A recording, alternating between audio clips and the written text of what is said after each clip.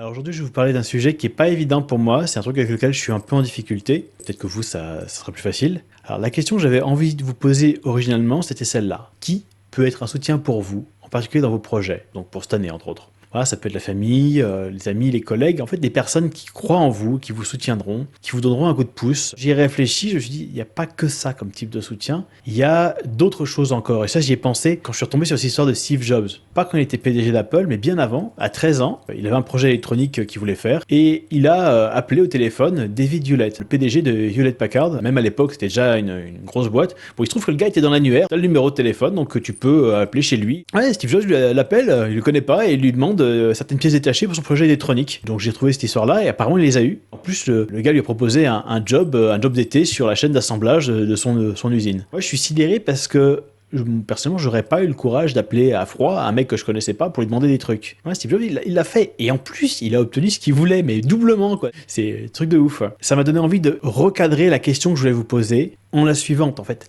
C'est qu'est-ce que vous aimeriez oser demander et à qui? C'est beaucoup plus direct et orienté action que qui vous soutient, qui est un peu passif et vague. Super important, et c'est ça qui m'a convoqué difficilement, parce que moi c'est quelque chose avec lequel je suis pas à l'aise. Demander à quelqu'un, c'est ouvrir la porte à un éventuel oui. Et en même temps, ne pas le faire, c'est prendre pour sûr un non, de manière prévisible. Souvent, on évite la déconvenue et les difficultés du non en vrai, en se disant c'est pas possible, et donc du coup on préfère un non virtuel qu'une vraie porte dans la tronche. C'est parce qu'on imagine que c'est une porte dans la tronche, mais on passe à côté du oui.